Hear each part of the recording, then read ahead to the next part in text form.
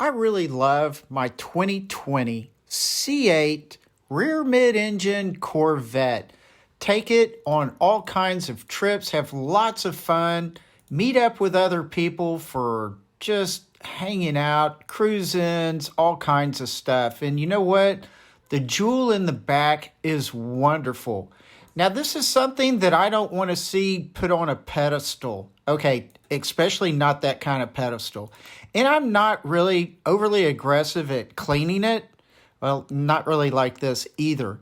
But I certainly don't like this. This is terrible. And you know what? People like this just need to be thrown in jail.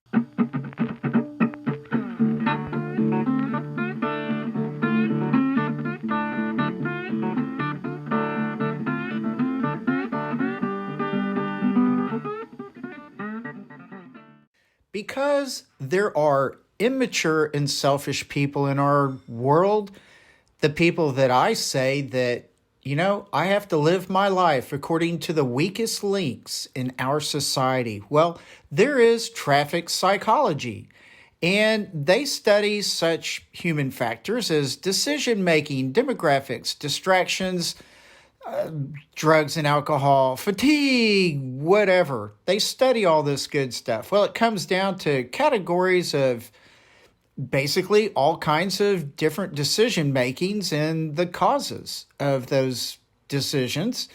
Choices, choices, choices. Yep, some people get out, drive a Corvette like crazy, and, well, they're actually too immature and selfish to be in the car, number one. And number two, they end up killing people. I'm not really one to go out and play with statistics. I just think it's kind of crazy. You just need to be a very good driver when you're in a Corvette. Having your Corvette end up in a precarious position is just a result of bad decision making. Like these three kids, of whom I believe two of them lost their lives when they hit a turn in a curb, over a fence, into a pool, and that was it for them. You might recall a great example of youth, immaturity, and selfishness when Henry Ruggs took out a C8 Corvette, flew down the road. You can see it here in these clips, and ultimately, found another car, killed the occupant in a fireball. Now, this is definitely bad decision making. So, yeah, death and destruction. Traffic psychology is basically the study of humans and environmental factors that influence our driving behavior. Such common examples are immaturity or lack of experience. Young drivers can be more impulsive and less sensitive to consequences. Blaming others for poor driving when it's really yourself. That's called deflection. Overestimating your driving skills. Sense of grandeur. Thinking you see everything and can react to all situations. Yeah, immaturity. Seeing others as unimportant or expendable. That's an exaggerated high self-esteem. Still again, immaturity, bad decision making. Now, there's also poor self-control. Overestimating safety, such as speeding, will get you there faster. Well, not unless it's a really, really long way. Otherwise, it only makes just a couple of seconds or a couple of minutes difference. Tailgating forces others to move out of your way or speeds them up. No, just not a good idea. So people that do these things are making bad decisions. Let's pause for a second and say, you know what? A really good decision would be to give that thumbs up and hit that subscribe button because you're having so much fun with all this positive energy. All right, what took me down this dark, devilish, evil path was, well, the first crash for the 2023 Corvette Z06. I just happened to spot it here on Corvette Blogger, of which within this one, I guess you'd say article or listing, was a whole slew of C8 Corvette accidents. And I thought, you know what? I would cherry pick all these accidents and just go down the list with you fairly quick. So here we go.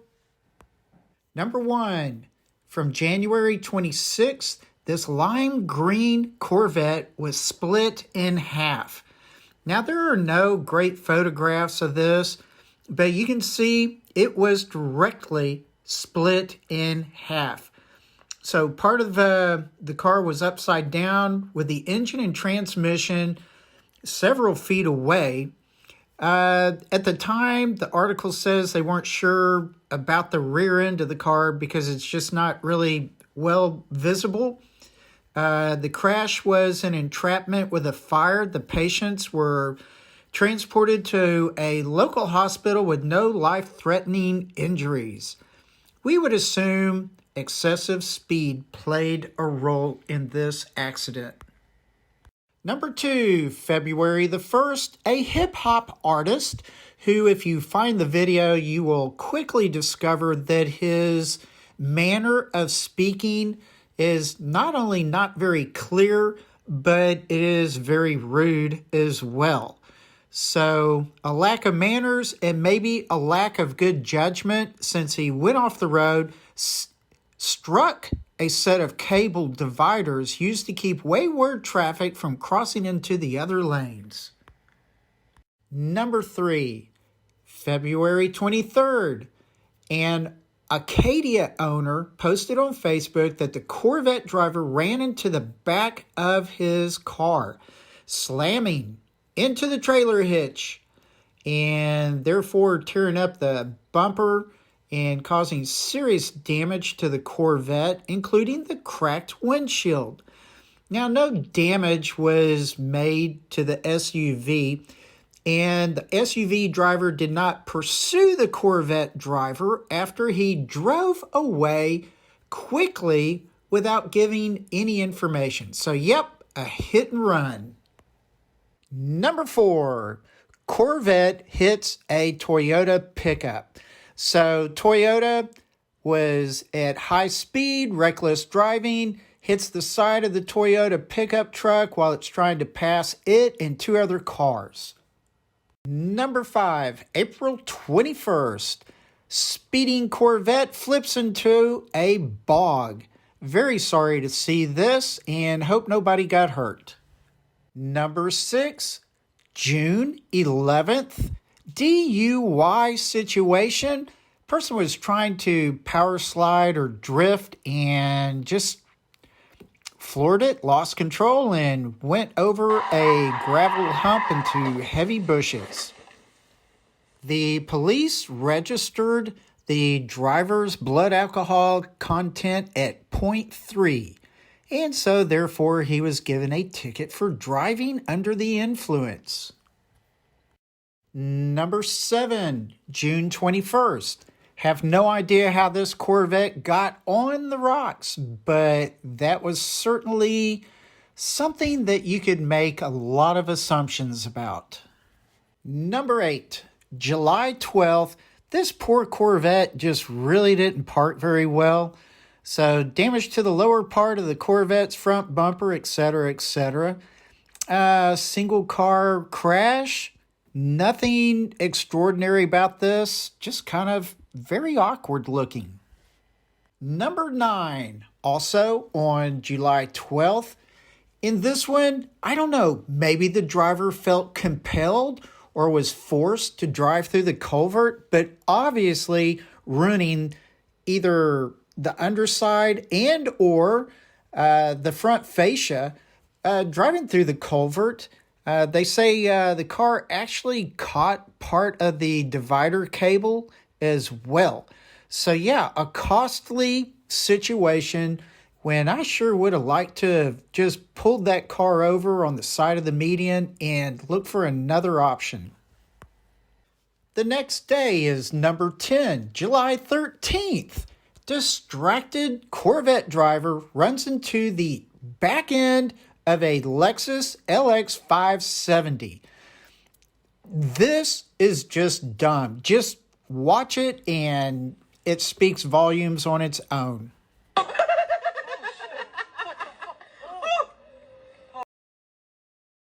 This is obviously a bunch of young adults, which the word adult does not equate to mature. And these guys were certainly not acting mature whatsoever.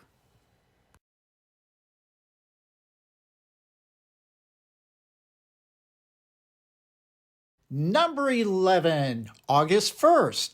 Now, this is not a driver error situation, but I threw it in here because this car caught fire and now, mysteriously, everything about this seems to have disappeared.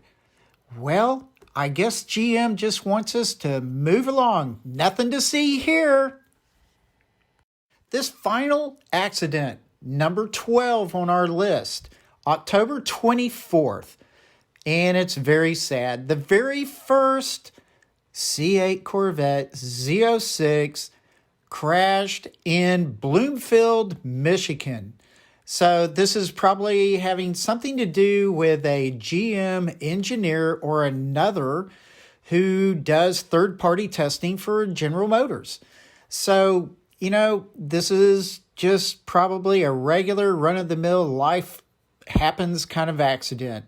But that's what instigated this whole video to begin with. So, hey, one accident just led to another. Me making this weird video. Oh, hey, there's Brian.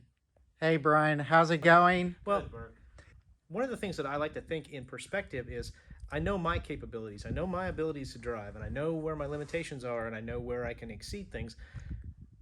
But the drivers that I'm passing may not understand this. And so when you're going to go out and hot rod, keep that in mind. Understand that really, any checks you write be something that your conscience can cash. And so I'm not going to tell you how to drive your car. It's your car. Do what you want with it. However, think about the fact that it's not just you on the road. Maintenance. And so now maintenance isn't just the physical maintenance of the vehicle that you're driving. Maintenance is also in the brain bucket up here too. Because if you get behind the wheel of your car and you're not in a great frame of mind, you're probably not going to be paying as close of attention as you could be to what's going on around you. So keep that in mind when you get in the car.